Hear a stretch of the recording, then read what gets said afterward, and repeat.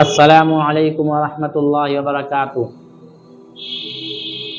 بسم اللہ الرحمن الرحیم۔ آج میں آپ حضرات کے سامنے قربانی کے چند اہم مسائل لے کر حاضر ہوا ہوں، جن میں بہت سے مسلمان غلطی اور کوتاہی کرتے ہیں۔ مثلاً کیا صاحب نصاب پر زندگی میں ایک ہی بار قربانی واجب ہے؟ یا نمبر 2، صاحب نصاب کے لیے اپنی قربانی کروانے سے پہلے اپنے اعزاء اقربا مثلاً دادا دادی نانا نانی اپنے والدین کی طرف سے یا حضور اکرم صلی اللہ علیہ وسلم کی طرف سے قربانی کروانا ضروری ہے؟ نمبر 3، کیا عیب دار جانور کی قربانی کی جا سکتی ہے یا نہیں؟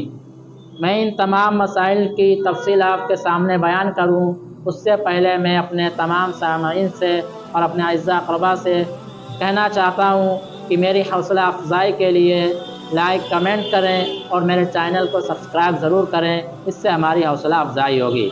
نمبر 1، کیا صاحب نصاب پر زندگی میں صرف ایک ہی مرتبہ قربانی واجب ہے؟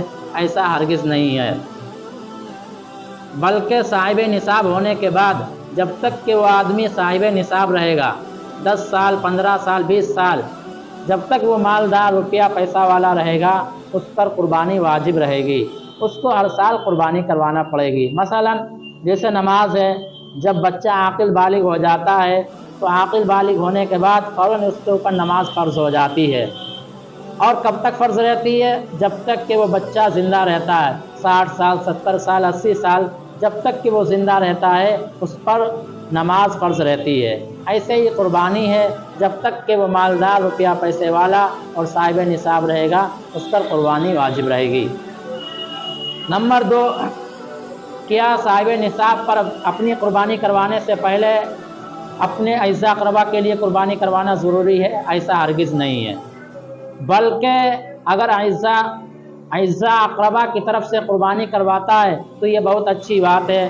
حضور اکرم صلی اللہ علیہ وسلم کی طرف سے قربانی کرواتا ہے تو یہ محبت کی، پیار کی، الفت کی نشانی ہے، اور ایسا انسانوں کو جو مالدار ہیں، جو صاحب نصاب ہیں، کرنا بھی چاہیے۔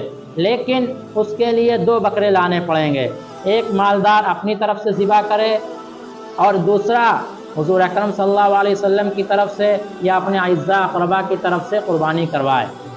اور دوسری بات اس میں یہ جوڑ لیجئے کہ جب ہم کسی کی طرف سے قربانی کروائیں، مثلاً باپ مالدار ہے تو اپنی اولاد کی طرف سے کروائے، یا بیٹوں کی شادی ہو گئی ہے یا بیٹیوں کی شادی ہو گئی ہے، ان کی طرف سے اگر قربانی کروانا چاہتا ہے باپ تو ان کی طرف سے بھی کروا سکتا ہے۔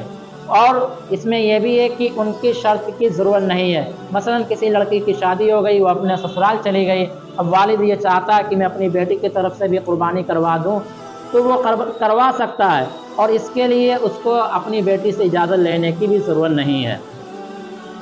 اور اسی طریقے سے اگر ایک گھر میں والد ہو اور اس کے 2-3 بیٹے ہوں اور وہ بیٹے سارا کما کر جو بھی لاتے ہیں اپنے والد کے ہاتھ پر رکھتے ہوں، تو وہ جتنا کما کر لاتے ہیں اور اگر وہ صاحب نصاب تک پہنچ جاتا ہے وہ روپیہ پیسہ، تو والد پر صرف قربانی واجب ہوگی، اس لیے کہ وہی ان کا کرتا دھرتا ہے، وہی ان کا مالک ہے۔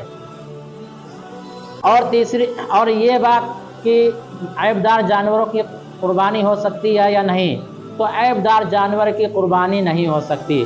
مثلاً اگر ہم اپنے کسی بڑے سے ملنے جائیں، اپنے گاؤں کے پردھان، ودھایک، سانسد، مکھ منتری، وزیر اعظم سے یا اور کسی سے ملنے جائیں تو ہم اس کے لیے جو ہدیہ لے کر جائیں گے تو وہ چیز لے کر جائیں گے جو ہمارے نزدیک سب سے زیادہ محبوب ہوگی، سب سے زیادہ قیمتی ہوگی۔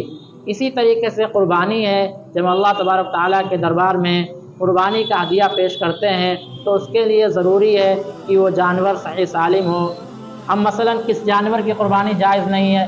جو جانور بالکل اندھا ہو اس کی قربانی جائز نہیں ہے، جو جانور کانا ہو اس کی بھی قربانی جائز نہیں ہے، جو جانور لنگڑا ہو اس کی بھی قربانی جائز نہیں ہے۔ اور لنگڑا ہونے سے مراد یہ ہے کہ اس کے 3 پیر صحیح ہیں لیکن چوتھا پیر یہ ہے کہ وہ اس کو زمین پر بالکل رکھتا ہی نہیں ہے، تو اس کی قربانی جائز نہیں ہے۔ لیکن 3 پیر صحیح ہیں اور چوتھے پیر میں اس کو چوٹ لگی ہوئی ہے، لیکن اتنی چوٹ نہیں لگی ہے کہ وہ چل پھر نہیں سکتا، مثلاً اگر وہ اپنے 3 پیروں پر چل رہا ہے اور چوتھا پیر بھی زمین پر رکھ رہا ہے، اس کا بھی سہارا لے رہا ہے، تو اس کی قربانی جائز ہے۔ لیکن اگر چوتھا پیر بالکل زمین پر رکھ ہی نہیں رہا ہے، صرف 3 ہی پیر کا سہارا لے رہا ہے، تو اس کی بھی قربانی جائز نہیں ہے۔ اور اسی طریقے سے جس جانور کی بالکل دم کٹ گئی ہو یا اکثر دم کٹ گئی ہو، تو اس کی بھی قربانی جائز نہیں ہے۔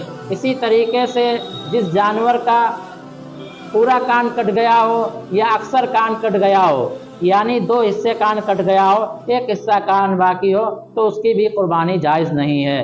اسی طریقے سے جو جانور بالکل ہی دبلا پتلا ہو، بالکل ہی دبلا پتلا اور اس کے جسم پر بالکل گوشت نہ ہو، اس کی بھی قربانی جائز نہیں ہے۔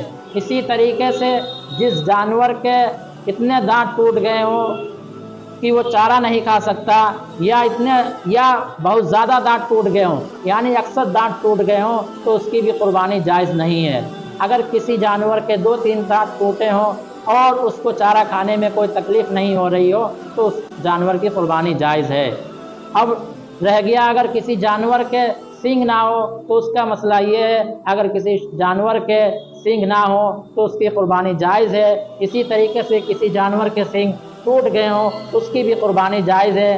لیکن اگر اور کیا کہتے ہیں، کسی جانور کے سینگ کا جو اوپر کا کھول ہوتا ہے وہ بھی نکل گیا ہو، اس جانور کی بھی قربانی جائز ہے۔ لیکن اگر کسی جانور کا سینگ بالکل جڑ سے ٹوٹ گیا ہو اور اس سینگ کے ٹوٹنے کی وجہ سے اس کے دماغ پر اثر ہو رہا ہو، تو اس جانور کی قربانی جائز نہیں ہے۔ السلام علیکم ورحمۃ اللہ وبرکاتہ۔